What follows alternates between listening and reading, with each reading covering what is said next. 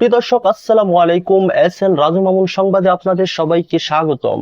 আমি আছি আপনাদের সাথে সত্য মিথ্যার মাঝামাঝি দাঁড়িয়ে থাকা সংবাদ পাঠক রাজু মামুন। প্রিয় দর্শক, বদনাচোর, হাটচোর আর ডাবচোর ত্রিমুখী তাণ্ডবে কাঁপছে কেশারপাড় গ্রামে আজ ভোর থেকে চলছে চরম উত্তেজনায়। গ্রামের মানুষ ঘুম থেকেই উঠে দেখেন এক বাড়ির বদনা উধাও, আরেক বাড়ির হাঁস নিখোঁজ, অন্যদিকে গাছে ঝুলছে শুধু ডাবের খোসা। ঘটনার পরপরই গ্রামে জরুরি সভা বসে খোকন মিয়ার চায়ের দোকানে। প্রথমে বক্তব্য দেন রাসেল মিয়া বলেন, আগে মানুষ গরু চুরি করত, এখন বদনা চুরি করে। দেশের অবস্থা কোথায় গিয়া দাঁড়াইলো। এদিকে হাঁস হারানোর মালিক অভিযোগ করেন, আমার হাঁসটা এত ভদ্র আছিল যে কাউরে কিচ্ছু কইতো না, শুধু মাঝে মাঝে রাজনীতির মতো ফ্যাক ফ্যাক করতো। অন্যদিকে ডাব হারানোর আবুল মিয়া বলেন, চোর এত ভদ্র যে ডাব খাইয়া খোসা গাছে ঝুলাইয়া রাখছে। এটা কি চুরি না শিল্পকর্ম? ঘটনার তদন্তে নামে গ্রামের সুঘোষিত গোয়েন্দা বাচ্চু মিয়া।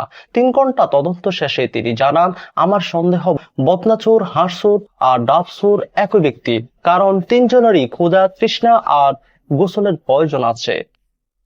এরপর শুরু হয় বিশাল বিক্ষোভ মিছিল, স্লোগান। বদনা আমার কোথায় গেল, হাঁস ফিরিয়ে দাও, ডিম সহ দাও, ডাবচোর সাবধান, গাছে উঠবো আমরা এখন।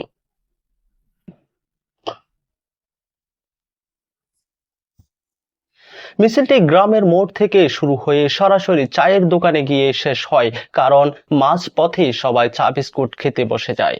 এদিকে প্রত্যক্ষদর্শীরা জানিয়েছেন, সন্দেহভাজন এক ব্যক্তি রাতে মাথায় বদনা, হাতে ডাব এবং পিছনে হাঁস নিয়ে দ্রুত হেঁটে যাচ্ছিল।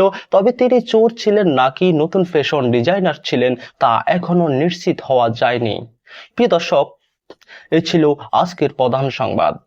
গ্রামের মানুষ এখন বদনা তালাবদ্ধ রাখছে, হাঁসের সাথে সিসিটিভি বসাচ্ছে আর ডাব গাছে রাতে পাহারা দিচ্ছে।